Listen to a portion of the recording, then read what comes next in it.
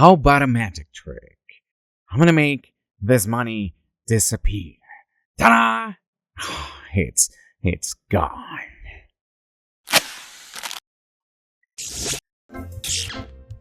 Hey everybody, how's everything going? Welcome to Custom Toys EC, a series of videos where I'm gonna talk about all the freaky stuff the OE freakies love.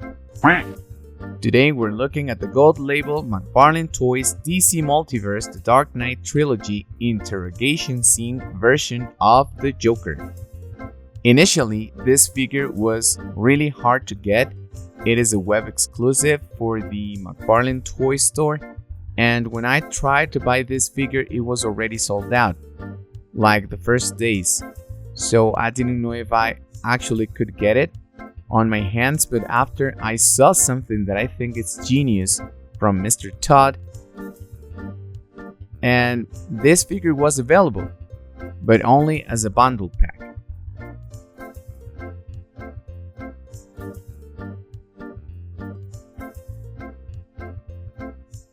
So here is his card, and it's a really cool design that we haven't got yet.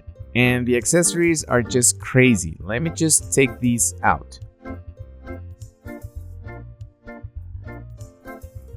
Going back to the bundle pack, there were two other figures that I didn't want first, but every time I saw those figures, the Jim Gordon as Batman and Medieval Batman, they were great. Here is the table.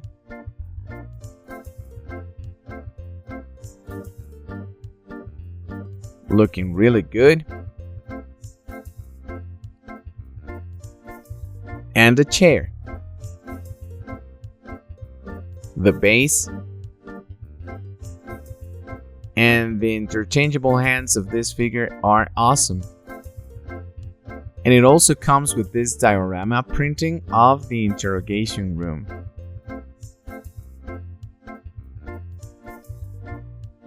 And oh, here's the other chair. And maybe they are a bit small, but it's okay. Here's his cell phone to make that guy explode. And it was really difficult to get everything out, let me tell you. I need to take these handcuffs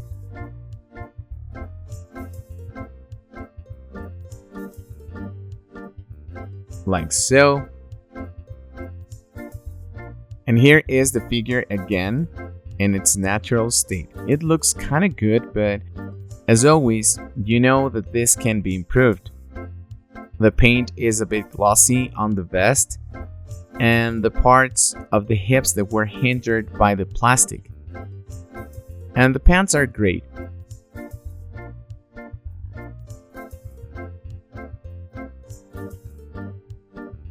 This part is what I don't like. I'll have to wipe out all the paint and then make a light blue metallic type of color for the reverse of the vest.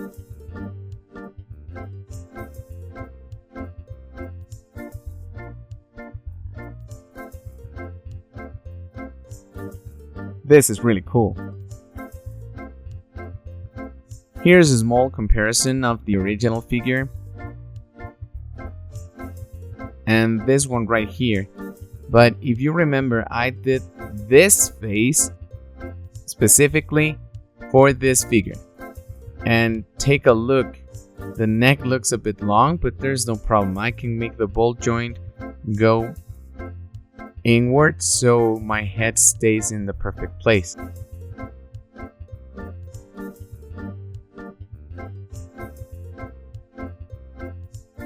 Here is my other figure, the one that I put a bit more of hair, and this one is the one that I didn't put any extra hair, so I have different versions of these, you know, just because of my obsession.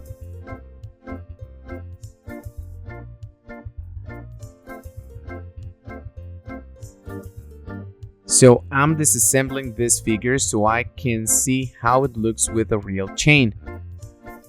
It just looks very natural. The plastic chain always looked weird to me.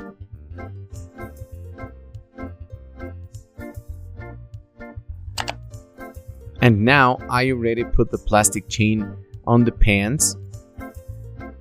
I think I have to paint the feet for sure. And those shoes need all the details that I can get. And this one's already fixed. I mean the proportion of the ankles, as you know. The legs always look too long.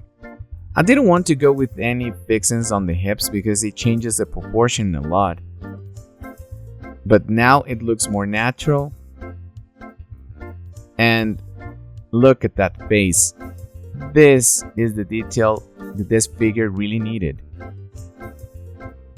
Let's take this off for a minute and disassemble the figure again.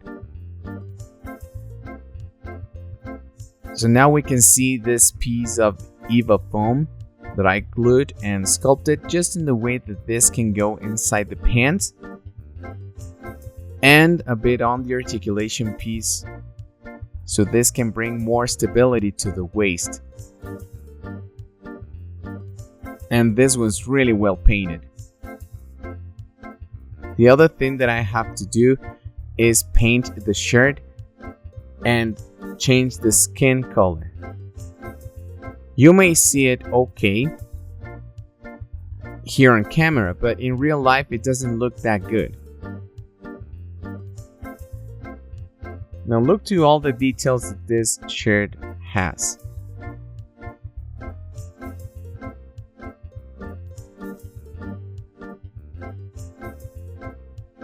And I have to turn the skin tone down like 2 tones.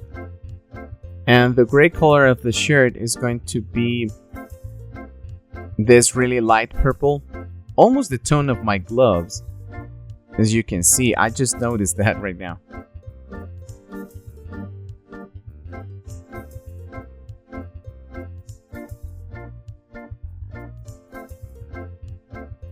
You see, here you can compare the skin tones.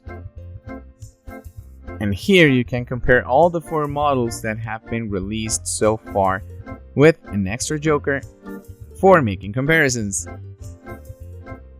Also, you can see the feet need a lot of detail. And I'm not sure I can do something with the vest. The paint is well applied, but the bad thing is that it's a bit glossy. But it's okay to me.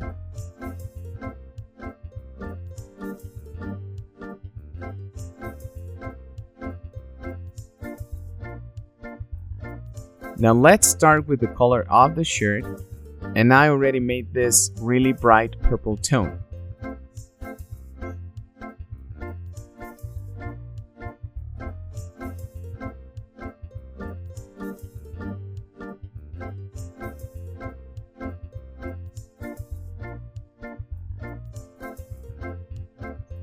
Don't forget to like, subscribe, and leave a comment.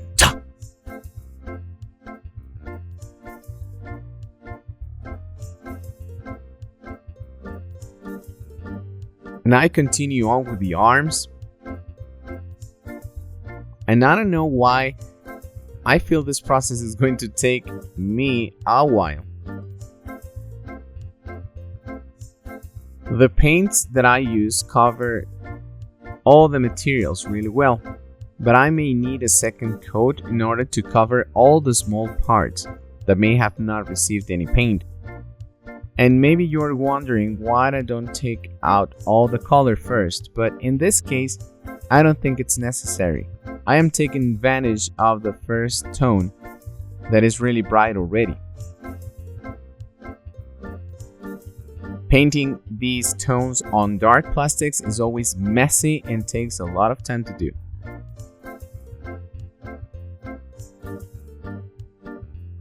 Here you can see that I painted the joints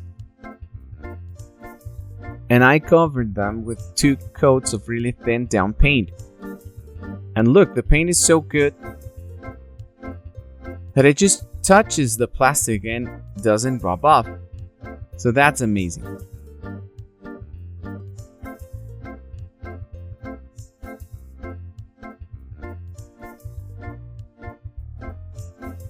Let's see the other one.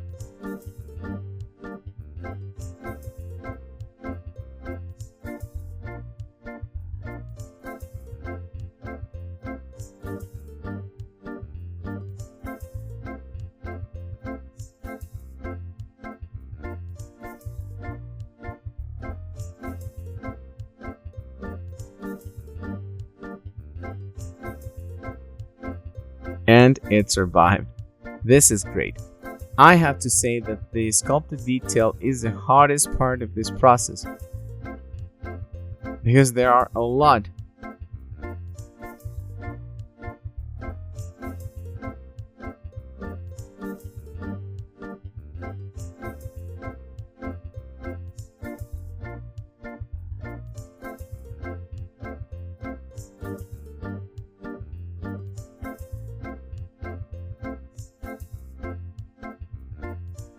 Sometimes these Revel paints that I use become weak if you put too much water, but if you use the perfect amount, they're going to cover the part that you're painting really well.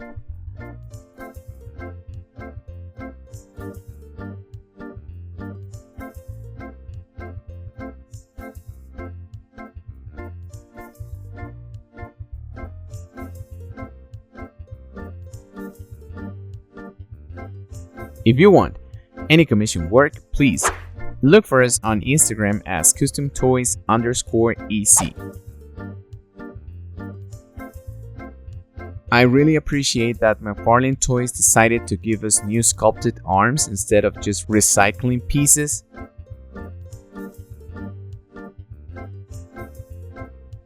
And here they are. Look all the detail that they have. Even on the pins, you can barely notice the defect on the pattern. This part of the shirt as well. And this time the shapes are a bit bigger. So I decided to drop them the same way. I thought that given that the lines on the chest piece weren't sculpted, maybe it was going to look weird, but it totally doesn't. It's okay. Here I am changing the skin color like I told you. Just a couple of tones brighter, and it's working really well. I paint with a dry brush, and this gives me the opportunity to take advantage of the base color. And that one becomes all the shades that the skin tone needs. So this process is wonderful.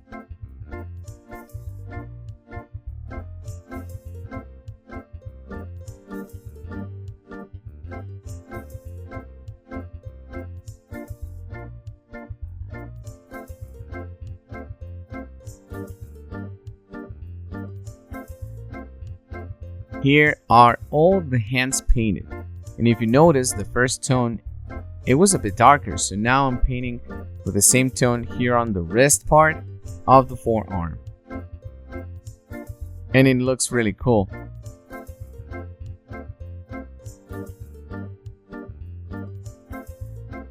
I think making the skin dirty was a good idea, but it was too hard in my opinion. And taking a look at the actual hands of Heath Ledger as a Joker, you can see that he has makeup all over his hand. And so, we are replicating that right now.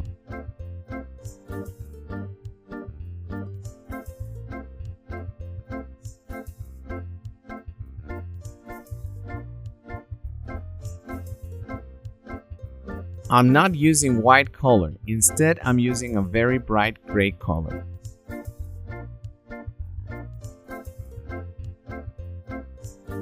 I apply it gently on some parts, considering that he puts his own makeup on, so I gotta tell you, when I put this makeup on, I get my hands dirty all over the place.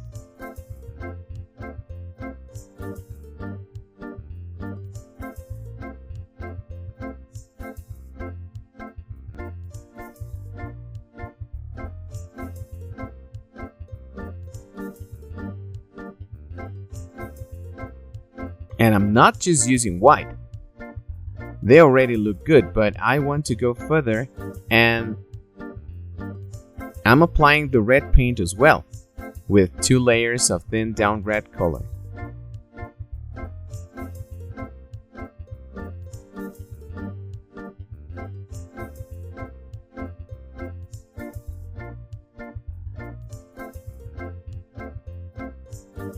Yeah, why not a bit more of spots here and there?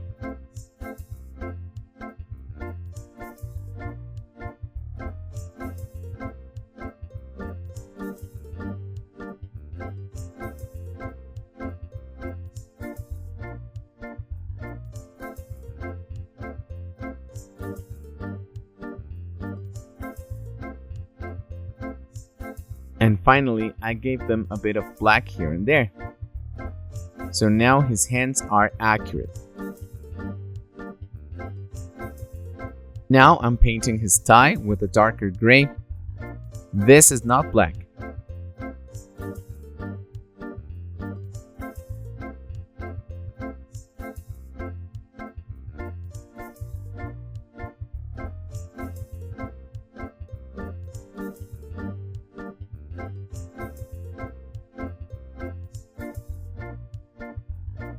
Now the gold details, and I'm sorry if you can't see that well, but I'm trying to make the shapes as straight as possible.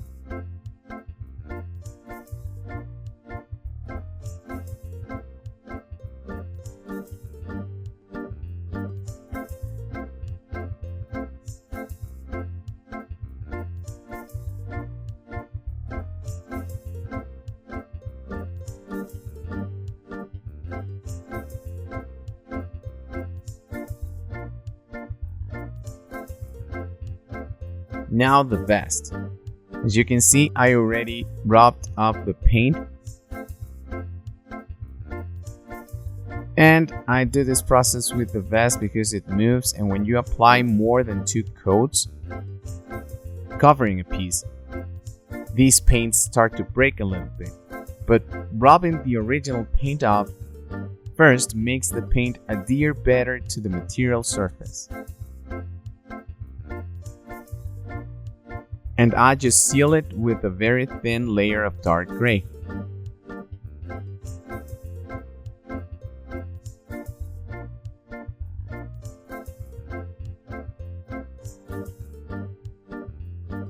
I also do all the lines of the details, and they look better as well.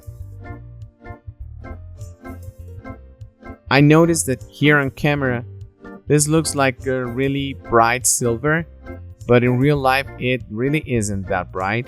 It also has a bluish accent to the tone. But this is the idea.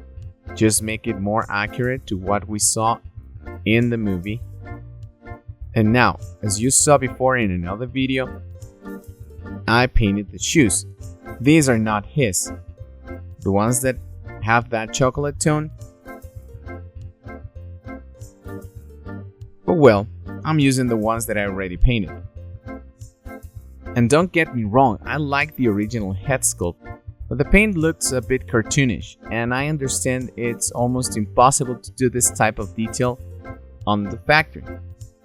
And here it is, the custom review of this new version of the Joker, and I'm really glad to have this figure on my collection.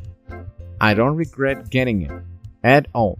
And I want to tell you that McFarlane's idea of giving us a second chance to get this figure as a bundle pack was the best idea ever.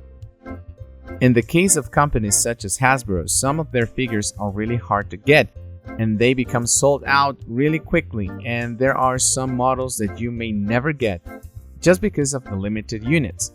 And I'm talking about examples like the No Way Home Spider-Man 3-pack. And here comes McFarlane Toys saving some units of this exclusive figure to a bundle pack that comes with 2 figures that they know they're not going to sell that well, but Hasbro prefers to have lots of figures as peg warmers that nobody wants, like Eternals figures or some comic figures that nobody asked for. And Todd's idea is his slap on the face to these companies. He is proving that you can sell your peg warmers as well as your exclusive figures cheaper and to a bigger selling target. So if that is not marketing genius, I don't know what it is. So please tell me, what do you think about this matter? And more important, if you like this video, please, I want to know your opinions on this. Mostly reused, but with different touch version of the Joker. And also, please tell me if you like this custom process, if you would be willing to do the same to your own figure. In my opinion, it's the best thing you can do. It looks just the way Heath Ledger looked on this particular scene. Thanks for watching. Don't forget to like, subscribe, and hit the bell so YouTube notifies you when we upload more videos. I'll be waiting for your comments down below, and I'll see you in the next video. Goodbye.